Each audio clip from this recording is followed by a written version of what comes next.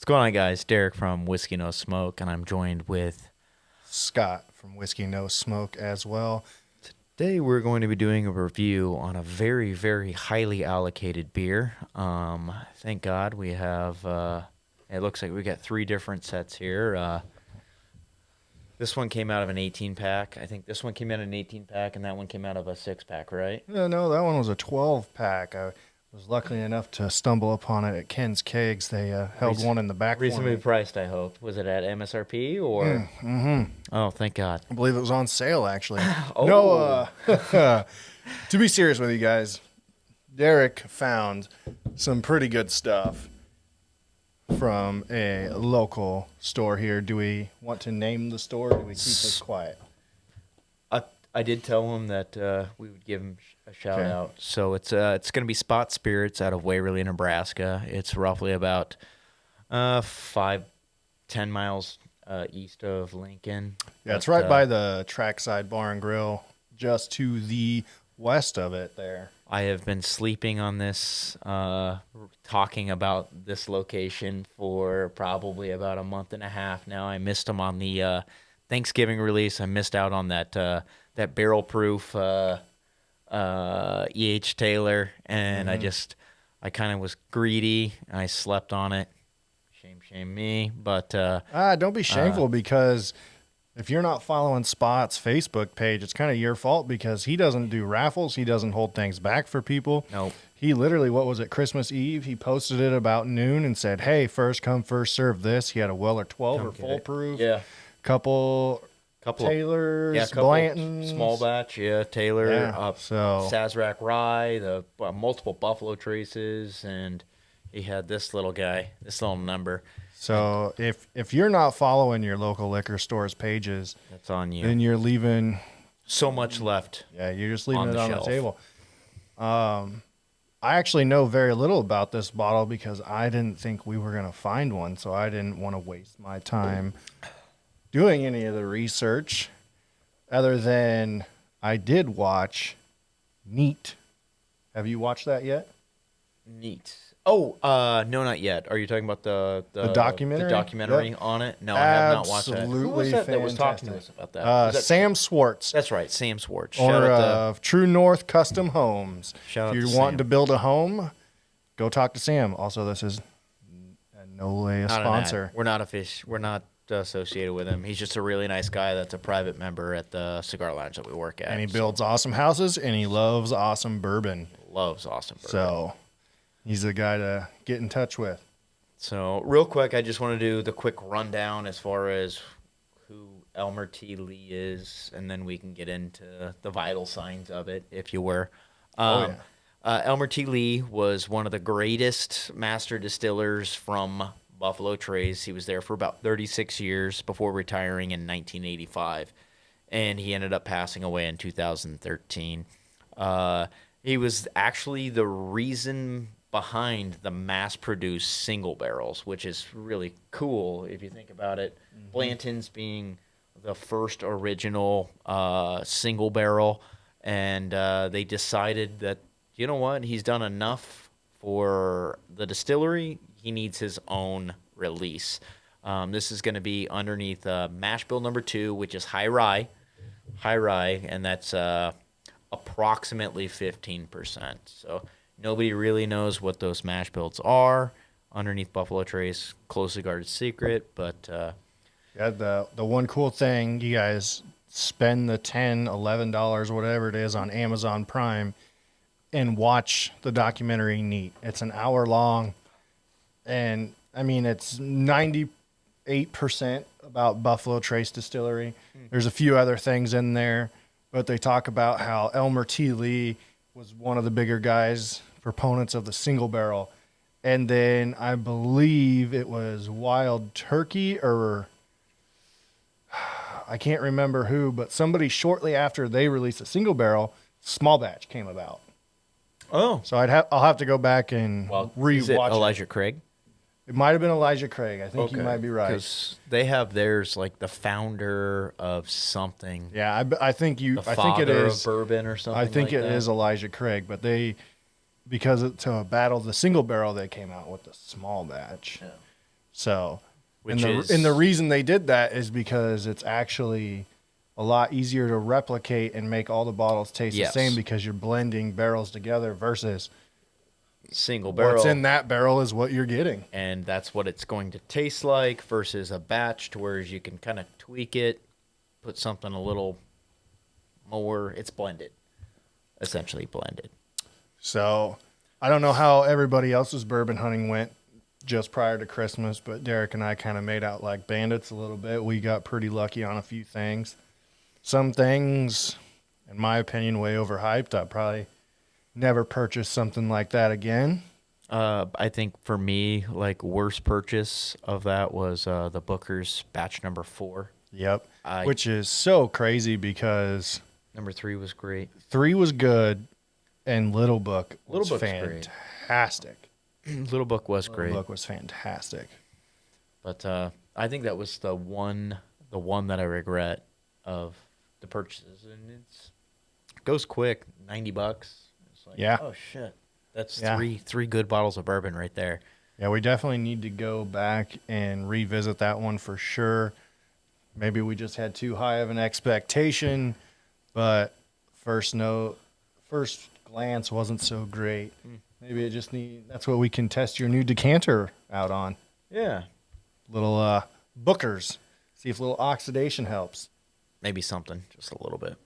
But the classification of this is going to be a straight bourbon. It's Sazerac Company Incorporated. The distillery is Buffalo Trace. It's currently ongoing. The proof is 90. There's no age statement attached to it. The mash bill, like I said, it's undisclosed, but it's believed to be Buffalo Trace's mash bill number 2, high rye. And the color is rust, and MSRP is supposed to be right around $40. Good luck on that. Yeah, no, I was very happy to get it at the $60 or $69 or whatever I got it was at. It wasn't insanely overpriced, but looking around at what a lot of other people in the local area paid for it. Yeah, I'm not again, upset. you got to think MSRP is very regionally based. Nebraska, we don't get a lot of this stuff. So, $20, $30 over a highly allocated bottle like this. I don't even know how many hit the state of Nebraska, but I don't know.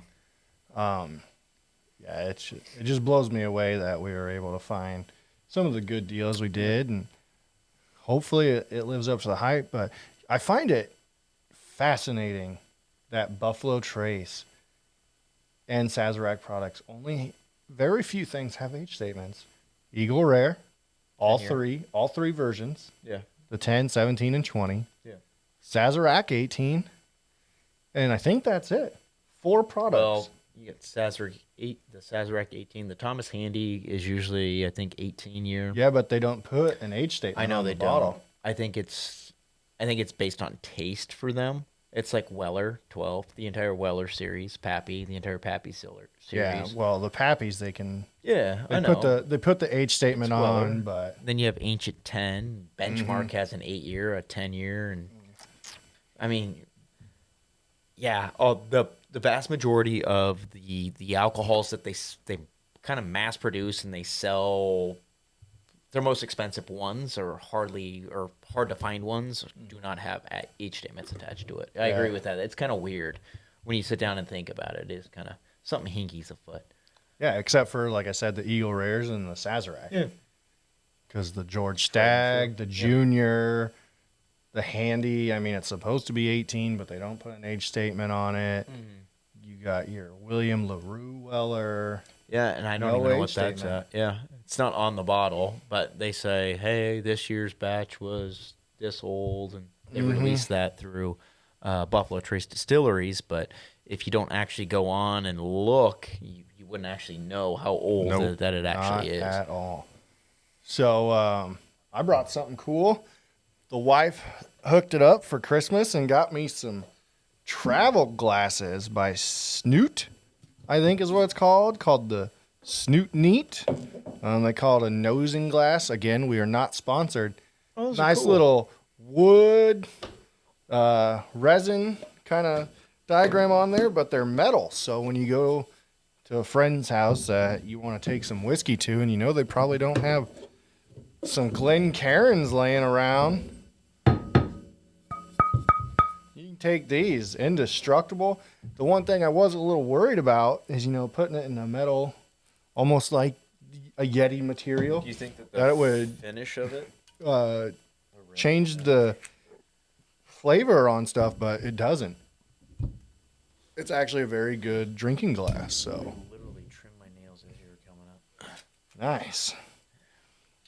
Great idea. And since Derek went through all the work to find this one, we'll give him the cork pop.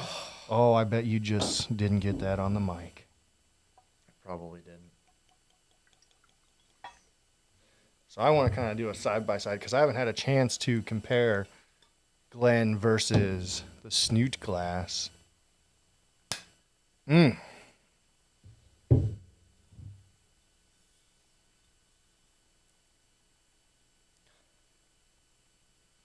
But the one downside is you cannot see how oily it is on one of these glasses. You got to get the Glencairn out for that.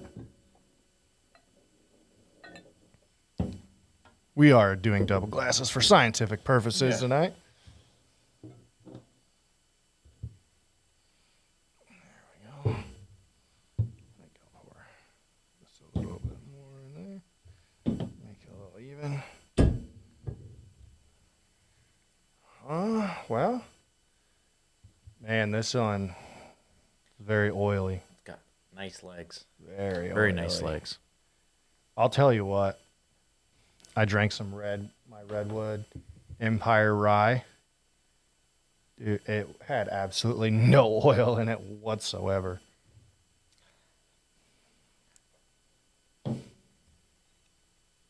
Now, the one downfall is you can see that the opening of the neat glass is almost as big as the bottom of a Glen. So the only downside, because I am actually picking up something different in the nosing of that, and I think that the longer that you have it, the more that'll fade out because they're brand new with that resin finish.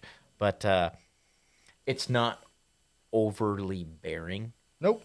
It's not overly bearing on that. So that's...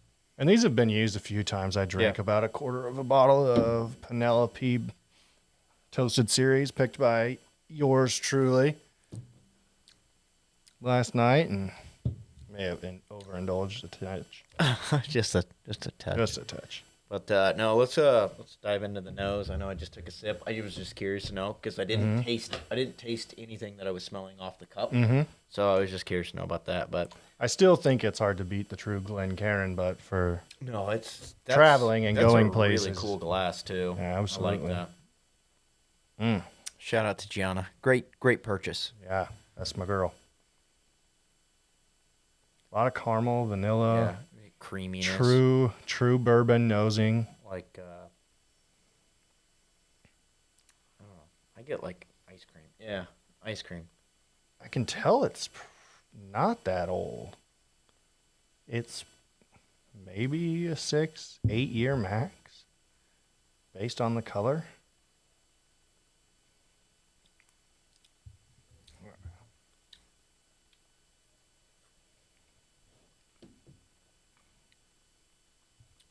No. Side by side, the taste difference, there's no taste difference. If you think that you can taste something different out of the resin finished glass. I think the biggest downfall, like I said, is it's got a bigger hole. Yeah. We'll say hole. Drinking orifice, if you will. I'm getting so that doesn't fine point the nose. On the nose of this, I'm getting like cream soda.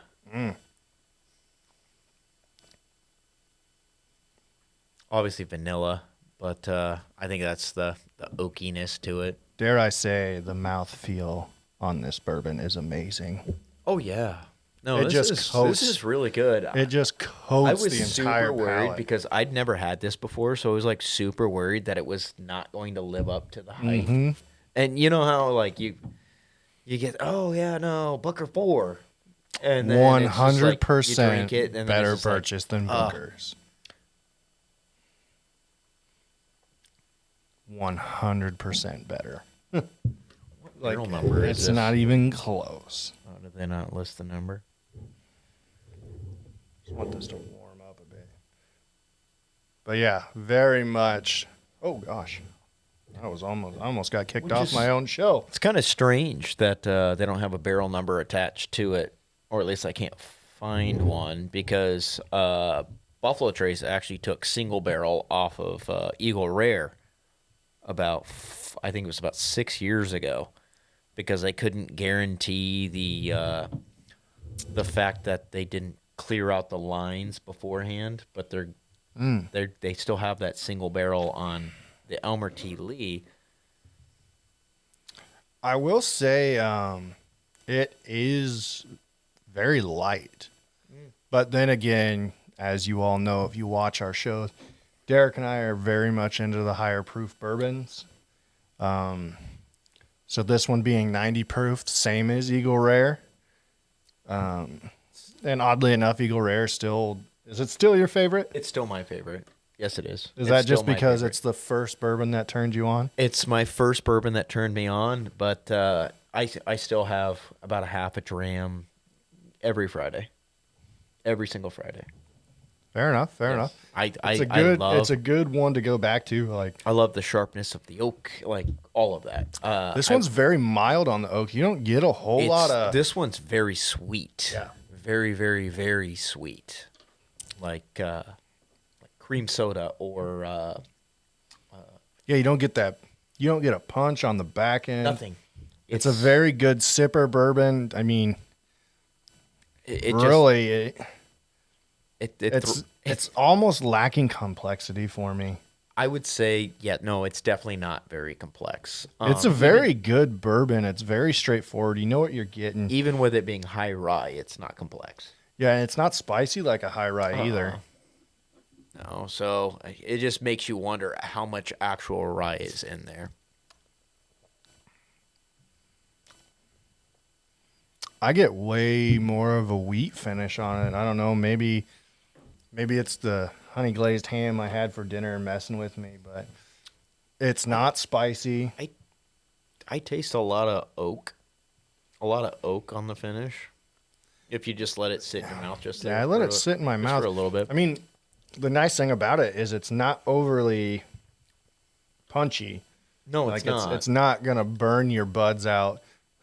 Like last night, we had a family Christmas, and I gave my grandmother some of our Capital barrel pick. Yeah. And I offered it to my grandma, and she said, "What is that?" I said, "It's probably something you're not gonna like." So I wasn't actually gonna give it to her. And my mom says, "Well, you never know with her." I'm like, "Well, it's 113.8 proof." And my grandma just goes in. I'm like, "All right." She's not a coffee drinker for one. I say, drink it like really hot coffee. She just. And then you could just see her face. Oh, F me, is what she said. Because that's the text message. Oh, the letter F and me. She said she needed a lawnmower to get started, to go pour some in there. I said, and I was sipping it all night. I didn't get any of the strawberries that anybody described. No. None of that. But again, being a single barrel, I think some people just write stuff like that at times. I've never found extra fancy. I've never found strawberries coming from any bourbon. No. Always like dark fruits, cherries, or apple, or the Old Forester 1897. Yep.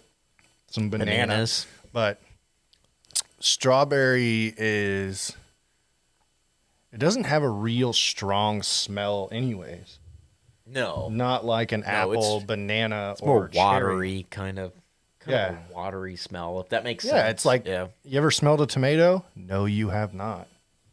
The answer is no, you have not. Yeah, no, it's just water. There's no smell. And the only thing that you smell is salt if you put salt on it. That's right. Yeah. Cholesterol, baby. Get them arteries plugged up. So, first time taste. Oh, it's a fantastic bourbon. I'm just glad that it really good. I'm just glad that it lived up to what I wanted it to be. It's really good, but I cannot imagine paying a secondary price for this bottle. No. Well, There is no way. People are Oh, paying no. upwards of $400 for this yeah. bottle. I'm telling you right now, if I had to pick between this one and Pappy? Whistle Pig Boss Hog, $400, I get one. I'm picking the Boss Hog. No, I'm picking that. I would pick Boss Hog. I'm picking this over Boss Hog. No. That's a cocktail rye at best. Boss Hog, you're out of your mind. Yes, it is. You are Literally, out the owner of said that he your wanted mind. to create the world's best cocktail rye. Well, I'll tell you right now, And it's Vermont Canadian. World's best cocktail rye drinks exceptionally well neat. I'm sure it does. It's delicious because it's expensive. It's fantastic. Wait, did you try Stellum yet? Yes, I did. Okay. Stellum and the Boss Hog hoops all over it. Stellum's Honestly, better. I'm gonna break the news to you guys. Baby Sazerac is better than Stellum rye.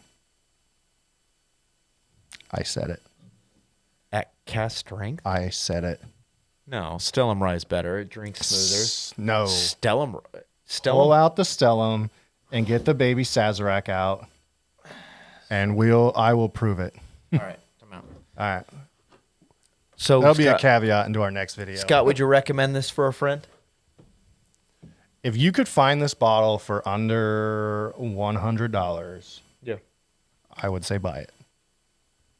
I agree. I would not pay more than $100. Would you keep this bottle if you could find it readily accessible? Would you keep it on your bar?